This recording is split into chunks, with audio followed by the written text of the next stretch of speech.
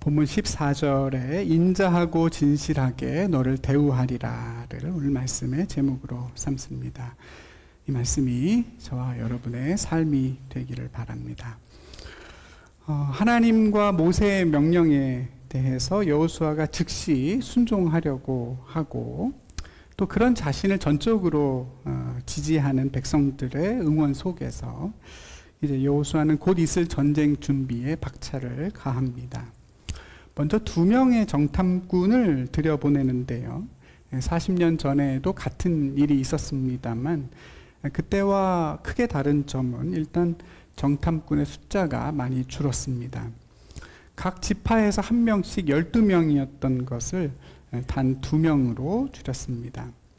이스라엘 백성 공동체 전체를 상징하는 12이 아니라 증인의 수 2입니다. 믿음 없는 사람들에 의해서 전달된 왜곡된 정보가 공동체에 얼마나 심각한 영향을 끼치는지 누구보다 뼈저리게 경험했던 여호수아였기 때문에 가장 믿을 수 있고 또 하나님을 온전히 신뢰하는 2 사람을 뽑아서 보낸 걸로 보입니다. 실제로 이 2 사람이 나중에 라합에게 약속하는 14절에 보면 여호와께서 우리에게 이 땅을 주실 때에는 인자와 진실로 너를 대우하리라 그랬는데요. 하나님이 그 땅을 주신다고 하는 것에 대한 확실한 믿음과 또 인자와 진실이라고 하는 하나님의 대표적인 성품을 언급하는 것을 보면 이 2 정탐꾼의 신앙과 마음가짐을 엿볼 수 있습니다.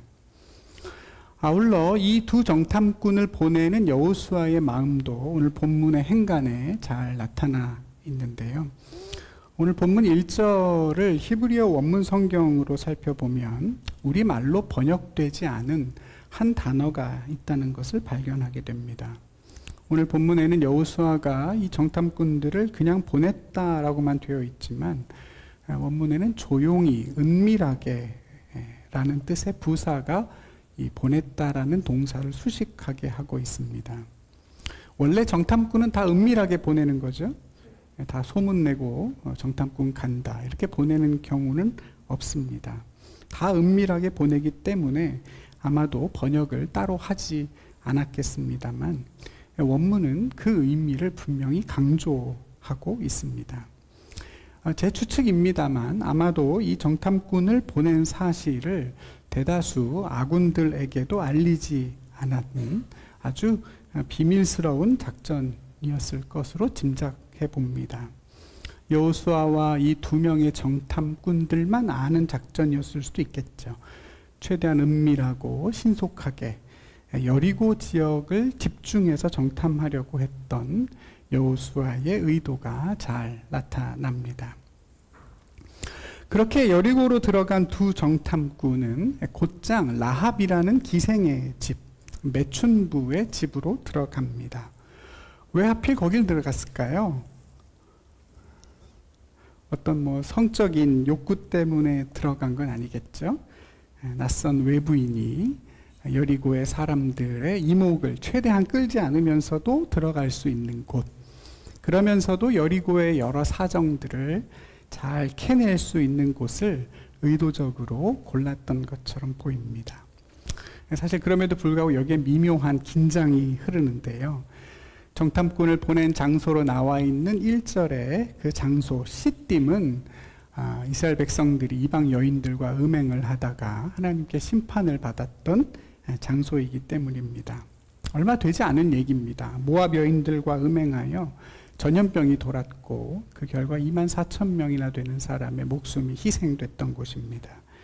그걸 기억하는 사람이라면 이 시딤이라고 하는 말과 기생이라는 말이 한 문장에 이렇게 기록되어 있는 것만으로도 가슴이 철렁 내려앉을 수 있겠습니다만 제 생각에는 이건 역시도 어느 정도 여호수아의 의도 또 성경 기자의 의도가 담겨 있지 않을까. 과거의 그런 음행과 실패의 자리가 이제는 새로운 믿음의 도전과 승리의 자리로 바뀌고 있음을 강조하는 그런 의도가 있지 않나 생각이 됩니다. 어쨌든 2 정탐꾼은 기생 라합의 집에 은신했고 그 라합의 집은 여리고 성벽 위에 있었다라고 오늘 본문 다음에 15절에 보면 나옵니다. 여리고는 이중으로 된 견고한 성벽으로 된 요새였고 그 두 성벽 사이에는 집이나 망대를 짓거나 전차가 지나갈 수 있는 넓고 견고한 공간이 자리하고 있었다고 고고학자들은 얘기하는데요. 집이 바로 그런 성벽 위에 있었으니까요. 성에 들어가자마자 조용히 몸을 숨기기에도 적절했던 것으로 보입니다. 그런데 시작부터 일이 틀어졌습니다. 아군도 모르게 은밀하게 진행이 된 이 정탐이 대번에 발각되고 만 것입니다. 여리고 성은 여호수아의 생각보다도 훨씬 더 치밀하게 잘 준비되어 있었습니다. 요단강 동편에 있었던 전쟁의 결과, 이스라엘과 아모리 족속의 전쟁의 결과를 이미 다 전해 들은 상태였고 승리한 이스라엘의 그 다음 목적지가 어디인가에 대해서도 알고 있었습니다. 준비를 안 하는 게 더 이상하겠죠. 정탐꾼이 라합의 집에 들어간 바로 그날 밤 왕이 그 모든 사실을 다 알게 됐습니다. 즉각 체포의 명령이 떨어졌고 군사들이 라합의 집을 덮치지요. 정탐을 시작하기도 전에 그들의 생명이 위태로워졌습니다. 그런데 이 모든 상황을 미리 다 예측하고 있었던 사람이 하나 있었으니 바로 기생 라합입니다. 그녀는 낯선 그 두 사람이 이스라엘의 첩자라는 사실도 알고 있었고 그들이 여리고의 레이더망에 걸릴 거라는 것도 정확하게 예측했습니다. 그래서 미리 그 두 사람을 지붕 위의 3대 속에 숨겨두죠. 대단히 용의 주도한 행동입니다. 그리고 그들을 찾아온 왕의 사람들에게도 미리 준비한 거짓말로 둘러댑니다. 낯선 사람들이 우리 집에 왔던 건 사실이지만 난 그들이 어디서 왔는지도 몰랐고 그들은 벌써 여기를 떠났다. 간지 얼마 안 됐으니 급히 따라가면 성문이 닫히기 전에 따라잡을 수 있겠다 이야기합니다. 이 이야기는 두 가지 의미가 있죠. 하나는 수색하고 있는 사람들의 시선을 엉뚱한 곳으로 돌리게 하는 것과 동시에 이제는 이 정탐꾼들의 운명이 라합의 손에 달린 상황이 됐습니다. 성문은 닫혔고 갈 데가 없죠. 도간에 든 쥐 신세이고 그 독 주인이 라합입니다. 그래서 이어지는 정탐꾼과의 대화를 주도해가는 것도 라합이죠. 모든 상황을 라합이 이끌어갑니다. 라합에게 목숨을 빚진 정탐꾼들은 생명으로 그 빚을 갚을 수밖에 없게 됐습니다. 라합의 기민한 행동과 재치가 돋보이고 그렇게 처음부터 여리고의 정탐은 예상하지 못한 방향으로 흘러가게 됩니다. 우린 이런 라합의 모습에 대해서 몇 가지 각도에서 다양하게 생각해 볼 수가 있습니다. 먼저 여리고의 입장, 가나안 땅 사람들의 입장에서 보자면 그녀의 행동은 명백히 민족에 대한 배신의 행위입니다. 전쟁이 임박해 있는 상황에 자기하고 자기 가족 살리겠다고 적의 첩자를 숨겨줬으니 이건 여간 큰 죄가 아닙니다. 그 과정에서 거짓말도 여러 번 했죠. 두 정탐꾼의 생명을 살리기 위한 그런 거짓말 같지만 결과적으로 보면 훨씬 더 많은 사람의 목숨이 희생됐으니 이걸 선의의 거짓말이다 이렇게 보기도 어렵습니다. 그렇죠 여러분? 이걸 물론 다른 각도에서 생각해 볼 여지도 있습니다. 오늘 라합의 말을 살펴보면 그녀는 여리고의 멸망을 필연적으로 보고 있고 또 믿고 있습니다. 그녀의 모든 행동은 다 그 확신에서 나온 것들이죠.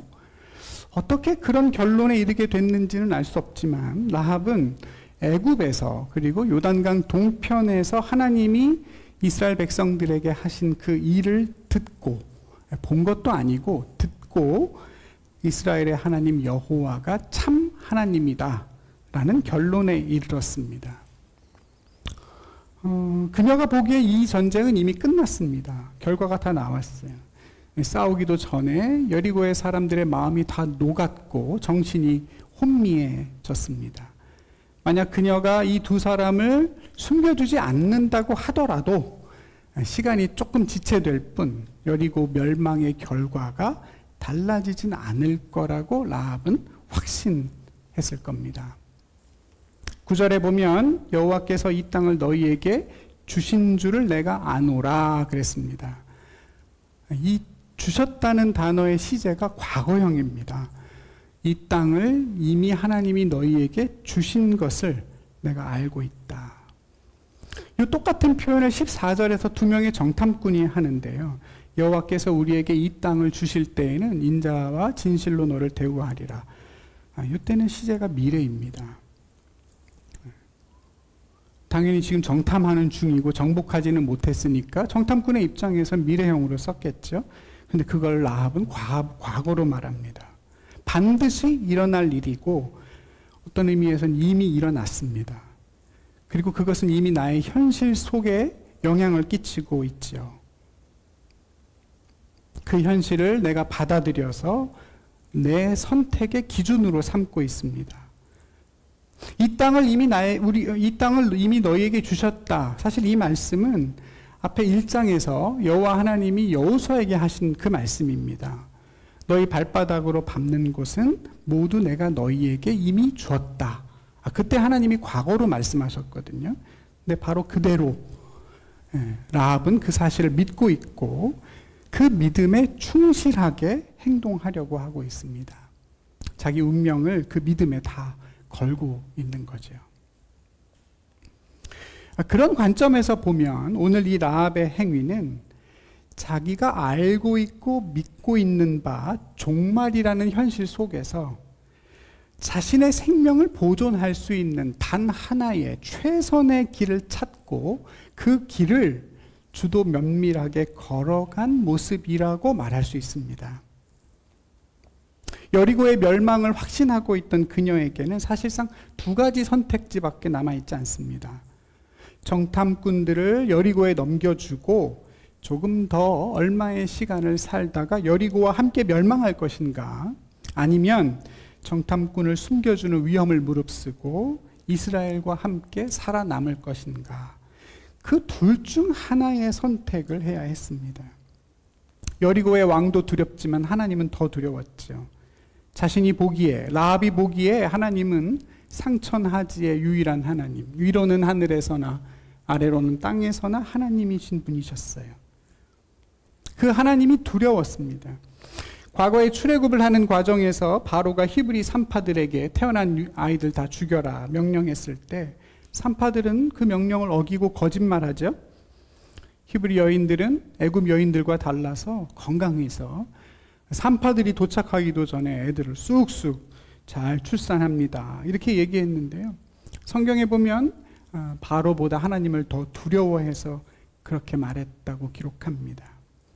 물론 오늘 라합은 정탐꾼을 살리는 것보다는 자기 생명을 지켜내는 데 더 초점을 맞추고 있습니다만 그 행위의 원인은 동일합니다. 하나님을 두려워하고 그분이 행하고 계신 일에 대하여 확신을 가지고 있습니다. 아시는 것처럼 라합의 이런 모습은 신약 성경에서도 그대로 다 강조해서 기록합니다. 그녀는 믿음의 사람이요, 그 믿음을 근거로 해서 행함에 이른 사람이라고 히브리서와 야고보서가 계속 강조합니다. 사실 신약 성경을 찾아보면 여호수아라는 이름보다 라합이라는 이름이 더 자주 나와요. 구약에 있어서 믿음의 여인 그러면 라합이 빠지지 않습니다. 심지어 어디에도 나와요? 예수님의 족보에도 나오잖아요. 다윗 왕의 고조 할머니가 바로 라합인데요. 유다 지파의 살몬이라는 사람과 나중에 결혼해서 그 유명한 보아스를 낳습니다. 룻의 남편이죠. 혹자는 그래서 이 라합의 남편 살몬이 바로 오늘 그녀가 숨겨준 두 정탐꾼 중에 한 사람이라고도 얘기합니다만 성경에 안 나오니까 그건 사람이 만든 로맨스 같고 어쨌든 이 라합이라는 여인이 예수님의 족보에 기록되어 있다는 사실 자체가 우리에게 참 많은 걸 생각하게 하지 않습니까? 그녀는 이스라엘이 가장 거리껴 하는 모든 조건을 다 갖춘 사람입니다. 이방 여인의 매춘부이고 거짓말로 자기 민족을 배신한 사람이죠. 그러니까 모든 면에서 한 사회에 가장 천대받는 그런 존재입니다. 그런 그녀가 예수님의 족보에, 왕의 계보에, 메시아의 족보에 당당히 이름을 올리고 있으니 참 놀라울 따름입니다. 그러고 보면 성경은 참 대단하죠, 여러분. 그런 사실을 감추거나 또는 미화하지 않습니다. 사람들이라면 마땅히 부끄러워할 만한 그런 일들도 그대로 다 드러내고 그걸 오히려 강조합니다. 그래서 성경이 더 믿어지는지도 모르겠습니다. 저는 개인적으로 그렇습니다. 성경을 하나님의 말씀으로 신뢰하는 가장 현실적인 이유 중에 하나는 그것은 성경이 사람의 관점 너머의 기준으로 기록되어 있다는 사실입니다. 사람이라면 누구나 다 가리고 싶은 집안 이야기, 가족 이야기, 선조 이야기, 그런 진실들을 오히려 다 드러내고 바로 그걸 통해서 하나님이 일하셨다는 사실을 계속 강조합니다. 인간의 혈통이나 능력이나 의로움이나 어떤 세상 기준의 존귀함 이런 것들이 아니라 오로지 하나님의 은혜와 그 은혜를 향한 인간의 믿음, 그리고 그 믿음에 따른 선택적 행위에 따라서 하나님의 구원이 이루어진다는 사실을 성경은 가감없이 다 증언하고, 말씀을 읽는 사람들 또한 그 구원에 참여하도록 설득하고 강권합니다. 하나님을 신뢰한다면, 하나님의 말씀을 참으로 믿는다면 라합이 그랬던 것처럼 그 믿음에 근거한 선택을 내려라. 그 선택을 통하여 하나님의 구원에 참여하고 하나님의 생명을 누리라고 성경은 끊임없이 강조합니다. 사실 저는 오늘 이 본문을 묵상하면서 이 라합이라는 한 여인의 기구한 인생이 참 절절하게 다가옵니다. 오늘날에도 이 직업을 가진 여성들은 다 그렇겠지만 수천 년 전에 한 여인이 매춘부로 살아간다는 것, 그 삶의 무게와 그 고통을 우린 감히 가늠조차 하기가 어렵습니다. 말씀드린 것처럼 라합의 집은 성벽 위에 있었습니다. 성의 가장 바깥쪽이죠. 성 안과 밖의 경계선에 살고 있었는데요. 안전한 성 안쪽이 아니라 그렇게 성벽 위에 집이 있었다는 사실에 대해서 유명한 건축학자인 유현준 교수 같은 사람은 그녀의 신분과 처지가 얼마나 비루한가를 드러내준다고 이야기합니다. 오늘로 치면 저 달동네의 무허가 건축물에 해당한다는 거예요. 밖으로 밀려나서 결국 거기까지 간 거죠. 그 위험하고 열악한 곳에서 라합은 매춘으로 삶을 이어가고 있었습니다. 당시 가나안 땅에는 갖가지 우상들이 있었고 그 우상을 모신 신전들이 있었습니다. 그리고 거기에는 또 다른 차원의 매춘부들이 있었죠. 여성 사제와의 성적인 관계를 통해 내가 믿는 신과 하나가 될 수 있다는 신념이 당시 고대 근동에는 널리 퍼져 있었기 때문에 신전에서 일하는 여인들, 그들은 같은 매춘부여도 전혀 다른 삶을 살았습니다. 오늘 본문의 기생이라고 번역된 단어는 사실 그런 여인들에게 어울리는 표현이고, 라합은 거기에도 한참 미치지 못하는 정말 말 그대로 밑바닥의 인생입니다. 그런데 여러분 놀라운 건 뭐냐면요, 오늘 그런 그녀의 입에서 가족의 이야기가 나온다는 것입니다. 12절과 13절이죠. 그러므로 이제 청하노니 내가 너희를 환대하였은즉 너희도 내 아버지의 집을 선대하도록 여호와로 내게 맹세하고 내게 증표를 내라. 내 부모와 나의 남녀 형제와 그들에게 속한 모든 사람을 살려주어 우리의 목숨을 죽음에서 건져내라 이야기합니다. 너무 충격적인 얘기죠? 그의 부모와 형제 식구들이 다 여리고에 살았습니다. 그리고 그들을 구원하려고 합니다. 저는 이 대목에서 어쩌면 라합의 인생이 그 가족을 위해 희생된 건 아니었을까, 혹은 희생을 강요당한 것은 아닐까 의심해 보게 됩니다. 예전에 그런 일이 많았잖아요. 가족의 생계를 위해, 집안의 빚을 갚기 위해 팔려나가는 소녀들이 많았고, 사회는 그걸 용인하고 눈 감아줬습니다. 여러분, 그렇게 팔려간 딸을 챙기거나 돌보는 일이 있겠습니까? 최대한 멀리 지내고 그냥 없는 자식 취급을 했을 겁니다. 그래서 성벽에 살아야 했을지도 모르죠? 그렇지 않습니까? 근데 라합은 그런 가족을 외면하지 않고 끝내 운명을 함께 하려고 합니다. 나 하나의 몸 하나 지키기도 버거운 상황에서 목숨을 걸고 부모와 식구들을 살리려는 그 모습 앞에서 우린 그녀가 감당했어야 할 삶의 무게, 그 고통을 생각하며 절로 고개가 숙여집니다. 그런 차원에서 본다면 말입니다, 여러분. 우리는 오늘 이 본문의 내용과 여호수아 2장, 더 나아가 여호수아 전체의 이야기를 단순히 이스라엘이 가나안을 정복하고 멸망시키는 그런 정복의 이야기로만 읽지 않아야 한다는 가능성을 새롭게 발견하게 됩니다. 여러분, 오늘 본문은 가나안을 정복하기 전의 이야기죠. 가나안에 있는 성을 하나도 뺏기 전에, 그 땅을 한 평도 얻기 전에, 그 땅의 생명을 단 하나도 해하기 전에 일어난 일입니다. 그 일은 그곳에 있는 한 사람과 그 가족을 살려내는 사건이고, 단순히 생명을 살리는 것만이 아니라 그녀와 그의 집이 하나님의 백성 공동체 안으로 들어와 하나님의 구원을 경험하는 사건입니다. 사도행전에 나오는 유명한 말씀이죠. 주 예수를 믿으라. 그리하면 너와 내 집이 구원을 얻으리라 하신 그 말씀 그대로입니다. 하나님을 신뢰하고 그 하나님에 대한 신뢰에 합당한 선택의 행위를 보인 라합과 그의 온 가족이 구원을 얻는 놀라운 은혜의 사건인 것입니다. 여러분, 이처럼 라합과 그 가족의 구원이 가나안 정복의 첫 번째 사건이 된다는 것은 우리가 여호수아를 이해하는 데 있어서 너무나 중요한 단서가 되고, 우린 그 의미를 결코 가볍게 넘겨서는 안 되겠습니다. 하나님은 단순히 가나안을 정복하고 이방인을 진멸하기 위해서 이 전쟁을 행하고 계신 것이 아닙니다.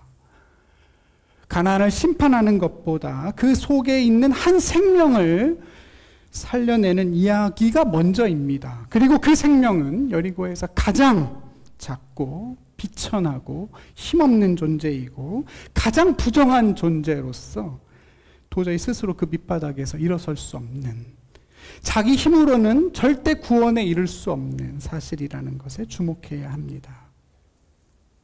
여호와께서 이 땅을 주실 때에는 인자하고 진실하게 너를 대우하리라 하는 정탐꾼의 말 그대로 하나님은 지금도 여전히 가나안에 있는 백성들을 향하여 인자와 진실을 베풀고 계시고 그 땅의 라합들을 구원하시고 그들을 일으켜 세우시며 모으시고 그들의 상처를 고치시며 싸매시는 일을 행하고 계신 것입니다. 여러분, 얼마 뒤에 여리고성을 정복할 때 하나님이 그 성을 어떻게 정복하게 하시는지 아마 많은 분들이 다 아실 겁니다. 그냥 하루에 한 바퀴씩 그 성 주변을 뱅뱅 돌죠. 네, 일주일 동안 돌다가 마지막 날 7바퀴 돌고 그랬을 때 여리고성이 스스로 무너졌다고 성경은 말합니다. 어떻게 그런 일이 일어날 수 있고 그 의미가 뭔지는 나중에 같이 이야기를 나누겠습니다만, 여러분, 그 일주일의 시간은 뭘 의미하는 것일까요? 하나님은 왜 아무런 공격도 하지 않고 그 일주일의 시간을 빙빙 돌라고 하셨을까요? 여리고에 있던 사람들, 여리고에 살고 있는 많은 라합들은 그걸 보며 무슨 생각을 했을까요? 어쩌면 그들이 여리고와 함께 멸망하지 않을 수 있는 마지막 기회라고 여기지는 않았을까요? 이스라엘의 원수였던 아수르에 가서 하나님의 말씀을 전하라고 요나를 불렀더니 끝까지 가지 않으려는 요나에게 하나님이 이렇게 말씀하시죠.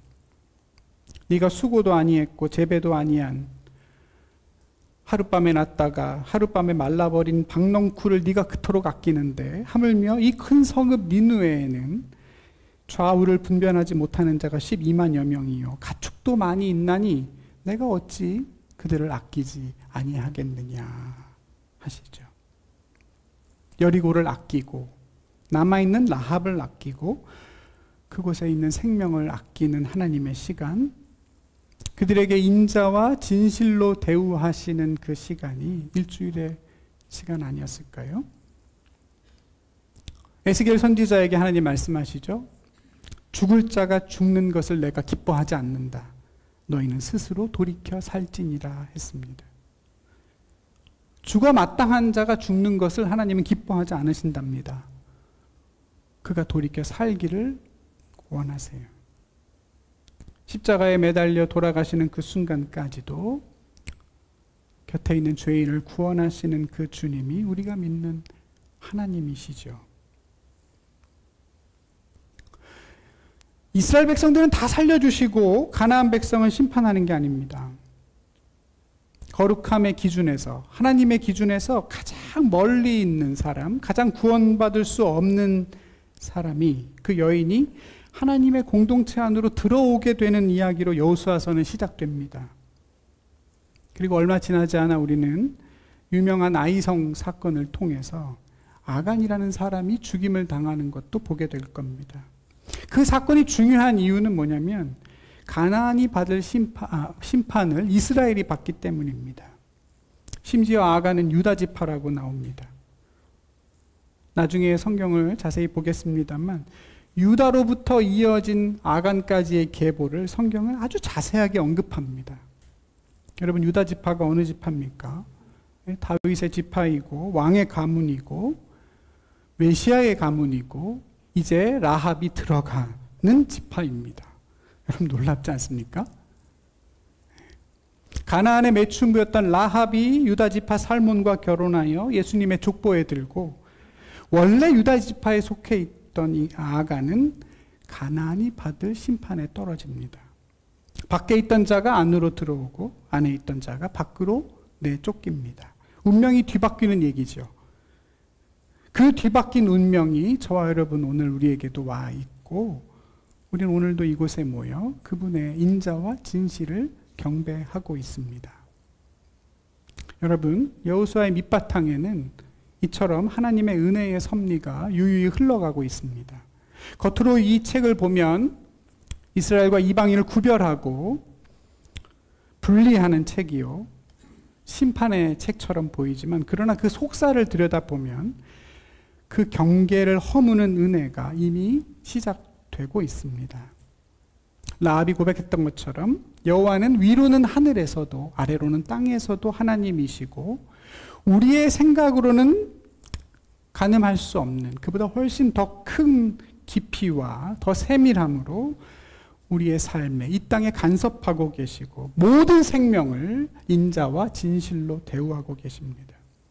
구원할 자들을 반드시 구원해내고 계시며, 또한 그들의 작은 순종의 선택을 통해서 더 큰 구원의 역사에 참여하게 하십니다. 라합의 믿음이 라합과 그 가족만을 구원하는 것으로 끝나지 않죠. 그녀를 통하여 메시아의 오심이 준비되고 하나님의 나라가 예비됩니다. 사람의 지혜로는 도저히 가늠할 수 없는 일들이 한 사람의 믿음과 순종의 고백을 통해 이루어지는 것입니다.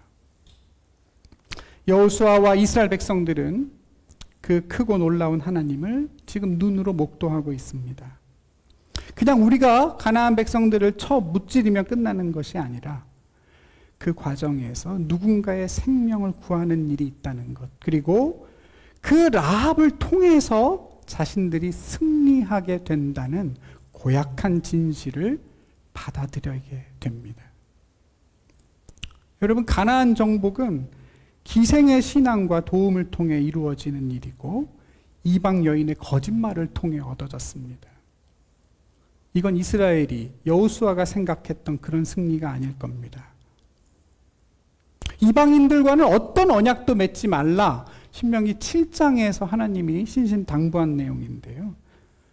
가나안을 정복한 일을 시작도 하기 전에 라합과 언약을 맺고 말았습니다. 이스라엘 백성에게서는 찾아볼 수 없었던 믿음을, 순종을 가나안 여인이 그것도 매춘부에게 있을 줄 누가 상상이나 했겠을까요? 누가 라합과 같은 여인의 계보 속에 메시아가 오실 거라고 생각이나 했겠습니까? 마리아를 제외하고 예수님의 족보에 등장하는 나머지 4명의 여인은 하나같이 다 비정상적인 결혼과 어떤 관계를 전제로 하죠. 다말은 시아버지 유다와 동침한 이방 여인이고, 룻은 영원히 여호와의 총회에 들어올 수 없다고 선언하신 모압의 여인이고, 바세바는 헷 족속 우리아의 아내였다가 다윗의 아내가 된 기구한 운명이고, 라합은 하나님의 심판에 떨어진 여리고의 살아남은 기생입니다.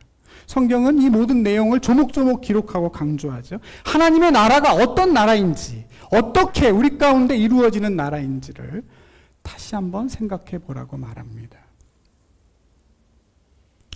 지난 2월에 추천도서였는데요. 어쩌다 거룩하게 라는 책, 여러분 다 읽어보셨습니까? 나디아 볼즈 웨버의 책인데, 제가 그때 그런 얘기 했죠. 돈을 다 들여 사서라도 다 이렇게 한 권씩 선물하고 싶다고 말씀드렸었는데, 제가 선물 안 해서 안 읽으신 거겠죠? 거기에 보면 그 여자 목사님 이런 말을 하는 대목이 나옵니다. 하나님의 나라는 내 왕관을 광나게 닦는 곳이 아니라 내가 좋아하지도 않는 사람이 목마른 나에게 물을 내어주는 곳이다 그랬습니다. 저는 개인적으로 하나님의 나라를 이보다 더 정확하게 표현한 말이 또 있을까 싶습니다. 성경의 진실을 압축한 말이고 너무나 공감이 됩니다. 하나님의 나라는 내 왕관을 빛나게 닦는 곳이 아니라 내가 좋아하지도 않는 사람이 목마른 나에게 물을 내어주는 곳이다. 그래서 그녀에게 하나님의 나라는, 하나님의 은혜는 최고의 고약한 기분이라 말합니다. 하나님의 은혜를 생각하면 자기는 세상 고약한 기분이 든답니다. 여러분, 그 고약한 기분을 경험해 보신 적 있으십니까? 내가 별로 좋아하지도 않는 사람, 내가 거리끼고 내가 미워하고 내가 무시하는 누군가가 목마른 나에게 물을 내어주는 그 고약한 경험, 그게 하나님의 나라라고 그녀는 말합니다. 은혜는 감동과 눈물로도 오지만 그 고약한 기분과 뼈아픈 인정 속에서 오기도 합니다. 내가 남에게 은혜를 베풀고 남을 돕고 섬기고 위로하고 그렇게 나의 괜찮음을 확인하면서 나의 왕관을 닦으면서만이 아니라 내가 정말 좋아하지 않고 인정하기 싫고 같이 있고 싶지 않은 그 누군가의 의로움과 섬김을 통해서 경험하게 되는 나라죠. 마치 예루살렘에서 여리고로 내려가다 강도를 만난 사람이 절대 마주치지 않았으면 하는 그 누군가에게, 절대 상종조차 하지 않을 그 누군가를 통하여 목숨을 얻는 것과 같습니다. 사마리아의 비유는 사마리아인이 누군가를 돕는 얘기가 아니죠. 사마리아인에게 도움을 받는 얘기입니다. 상종하지 않는 이가 나를 도와 살리는 얘기입니다. 내가 기대하고 내가 좋아하고 내가 친하고 인정하는 사람들은 다 그냥 나를 지나가는데, 내가 절대로 받지 않을 사람, 내가 상종하고 내가 같이 있기 싫은 그 누군가를 통해서 하나님의 인자와 진실을 경험하게 되고 하나님의 나라를 보게 된다는 것. 그 고약한 진실을 우린 겸손하게 받아들일 수밖에 없습니다. 사랑하는 우리 성도 여러분, 지금도 하나님은 저와 여러분을 인자와 진실로 대우하고 계십니다. 자비롭고 은혜롭고 노하기를 더디하는 하나님께서 지금도 우리의 삶에 우리가 헤아릴 수 없는 깊이와 세밀함으로 우리를 은혜로 인도하고 계십니다. 우린 그 은혜를 다 알 수도 없고 설명할 길은 더 없습니다. 다만 그 하나님을 신뢰하고 그래서 우리의 삶에 일어나는 일들 앞에 쉽게 일희일비하지 않고 함부로 어떤 일이나 사람에 대하여 결론 내리지 않고 잠잠히 하나님의 일하심을 주목하고 하나님이 이루실 일들을 바라볼 뿐입니다. 우리를 지금도 인자와 진실로 대우하고 계신 하나님을 신뢰하면서 우리도 그 누군가에게 그 인자와 진실로 반응할 뿐이죠. 인자와 진실, 히브리어로는 헤세드와 에메트라고 합니다. 하나님이 모세에게 처음으로 하나님을 소개하실 때 말씀하신 하나님의 대표적인 두 성품입니다. 여호와라 여호와라, 자비롭고 은혜롭고 노하기를 더디하고 인자와 진실이 많은 하나님이라. 하나님을 소개하십니다. 인자와 진실, 우리말로는 좀 다르지만 사실은 같은 말입니다. 신뢰할 만한 사랑, 변하지 않는 친절함이란 뜻입니다. 그 인자와 진실이 예수님을 보니 충만했다고 요한사도가 말하죠. 말씀이 육신이 되어 우리 가운데 거하심에 우리가 그의 영광을 보니 아버지의 독생자의 영광이요 은혜와 진리가 인자와 진실이 충만하더라 그랬습니다. 그러니 하나님을 믿고 예수님을 따르는 저와 여러분의 삶에 그분을 닮아간다는 것은 그분의 인자와 진실이, 그분의 넉넉함이 우리의 삶을 통해, 우리의 모습을 통해 녹여내는 것이라고 말할 수 있겠습니다. 하나님의 인자와 진실을 더 깊이 경험하고 누리면서 우리의 모습을 통해서도 그분의 인자와 진실이 배어나오게 하는 거죠. 자비롭고 은혜롭고 노하기를 더디하고 하나님을 신뢰하는 그 여유와 넉넉함으로 나타날 것입니다. 오늘 덕진 집사가 기도하면서 그런 기도를 했잖아요. 너그러움에 대하여. 목사의 설교 원고를 어디서 해킹을 한 게 아닌가 싶었는데 그런 넉넉함과 여유로움과 너그러움이야말로 우리가 이 땅에서 누리고 또 고백해야 할 하나님의 성품입니다.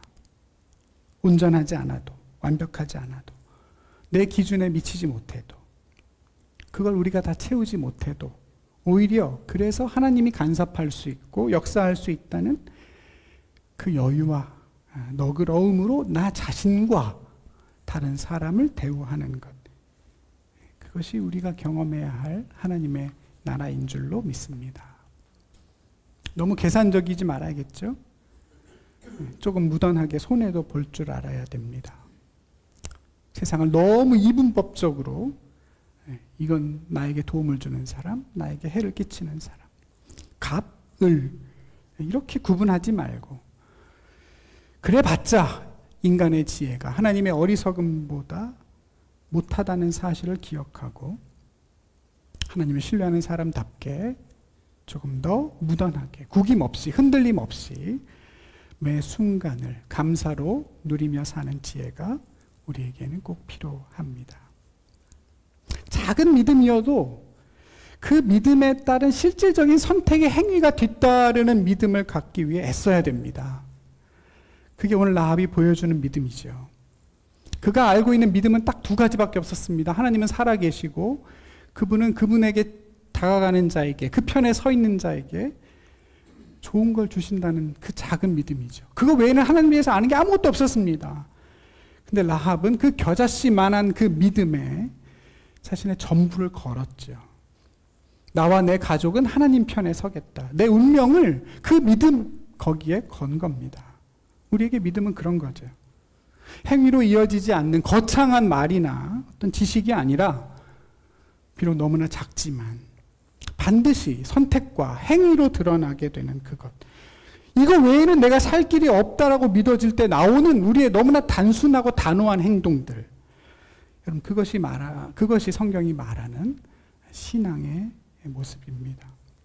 저와 여러분의 믿음이 그러길 바라고 그 믿음의 순종을 통해 하나님의 인자와 진실이 세상에 증언되기를 바랍니다.